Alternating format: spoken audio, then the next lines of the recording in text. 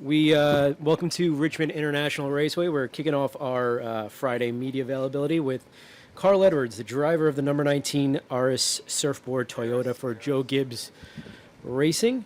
Carl, you have 2 wins this season. Looking for your career sweep, third career sweep this weekend at Richmond. One of those came in April.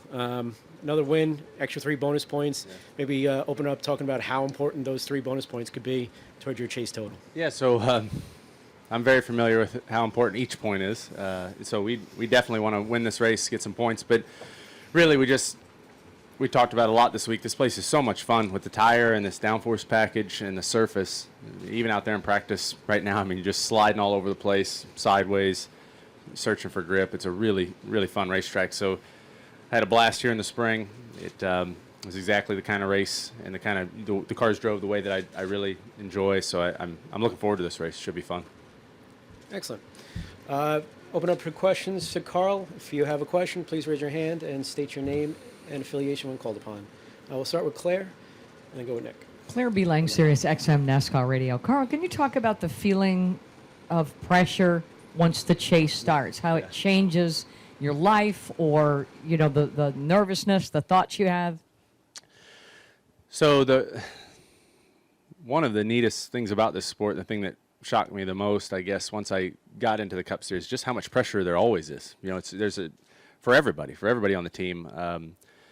As a driver, I mean, the first time I was involved in a chase battle was 2005, trying to make the chase here. And that race, I can still remember very specific details about that race. It seemed like it took about a year. It was a huge amount of pressure just to make it in.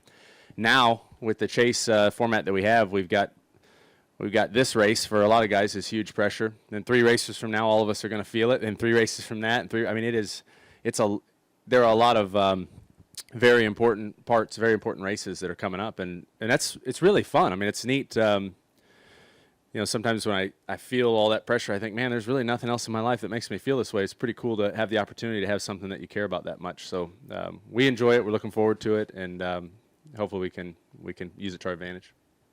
Okay, we'll go with Nick here in the center. Nick DeGroot, Motorsport.com.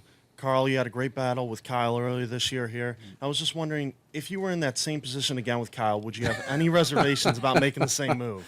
Oh, man. I was just thinking, I still feel Coach Gibbs' presence right here from last time I was sitting here after the race. You know, Kyle and I talked. We actually talked about it last night. Denny was nice enough to give me a ride here, and we joked around about it a little bit. But, you know, I think right now both of us having wins, you know, I think we all know that right now this is an opportunity for us to go race, have as much fun as we can, race each other as hard as we possibly can. So I don't know. I know if we're put in a position and the roles are reversed, I know exactly what to expect tomorrow night. But, you know, I plan on racing as hard as I can for the victory. Go Woody, then Brent, and then jump in the back. Woody Kane with MRN. Carl, I was just curious, the years that you've been in the chase, what things have you learned from it that you'll take into this year's battle? I've learned a lot. I've had the opportunity to be in some really good chase battles, and I think everyone's learned a lot. I think everyone's, I guess their thinking and their strategies have evolved. I mean, everyone is prepared. You know, when we start at Chicago, everyone is going to get every single position, every point, you know, really lunge for those wins. I guess the most notable thing that I've learned is how easy it is to falter, how easy it is to make a mistake and fall out. So you can't relax for a minute. You got to go 100%. We'll come up to the front here with Brent and then in the back. I think you kind of touched on what I was going to ask. Has Brant James, USA Today, has a book developed how to manage this new chase, especially the early rounds?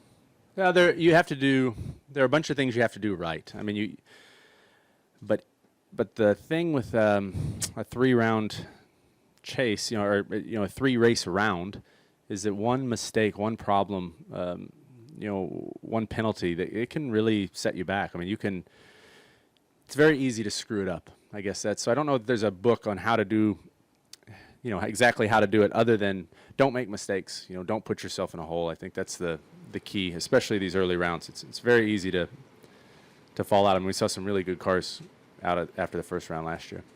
Is that tough to, I guess, mentally get your head around? It could be a super long campaign, and then Right. $5 thing breaks, and then someone wrecks you because they're mad, and your season's over. Right. Yeah. You have to be prepared. And I mean, it's interesting. NASCAR has they found a way to take a very long season full of very long races and then condense it down into a real sprint. I mean, it goes by in a flash, those 3 race rounds. So, we found ourselves last year at Phoenix, we were 1 lap from going back green, having a chance to try to put ourselves in that final round at Homestead.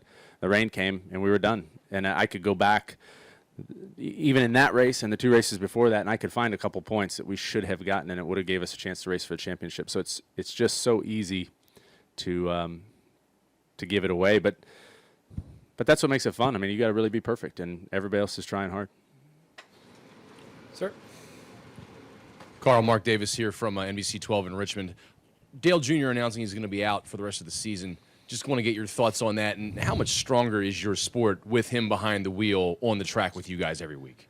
Well, I think, man, I got to say that I'm really impressed with how Dale has handled this whole thing. I don't think anybody in the sport loves auto racing more than Dale Jr. For him to step out and do the right thing, regardless of what people might think, that takes a lot of strength. And the other thing I've been really impressed with is just how involved he's been, even being out of it. He's let people see what's going on. He's come to the track. I got the chance to see him at Watkins Glen. I mean, he's still really involved. So I feel like Dale Jr. will be in our sport. Hopefully he's back in a car as soon as he wants to. I feel like he's going to be a big part of our sport for a long time. I haven't talked to him about it personally, but I just get that feeling. Tom? Hi, Carl. Tom Jensen, FoxSports.com. We've seen penalties play a big role this year. Got a couple guys who don't get to pick pit stalls this weekend.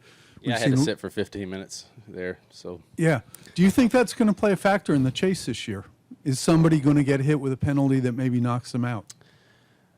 I think I know for me personally, I haven't talked to many people about it in depth, but seeing the 31 cars penalty and realizing, whoa, that could affect literally your entire season. A penalty like that, I think that got my attention. We're pushing everything. Everybody pushes every little thing as far as they can. I mean, down to pit road speeds. We talked about it this week about trying hard to get more time on pit road and trying to. But man, it's NASCAR's doing a really thorough job right now of making sure you don't step out of the box, and so you got to really be careful. Gentleman in the back.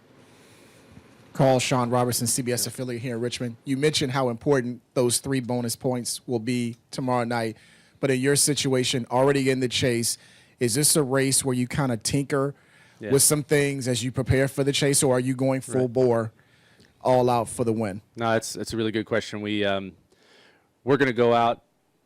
There's a couple things I still want to try. From the driver's seat, just a couple of little things, kind of some housekeeping stuff, and I'm going to push it a little bit tomorrow night. We're going to just go out there and really push hard, try to get every little bit, and we talked about the penalties and stuff. This race tomorrow night is one. It's really the last time we can afford to have any mistakes. So just kind of try to play loose a little bit and go for it, and hopefully it gets us a win. But yeah, this is the last one without all the pressure, so we're gonna have some fun.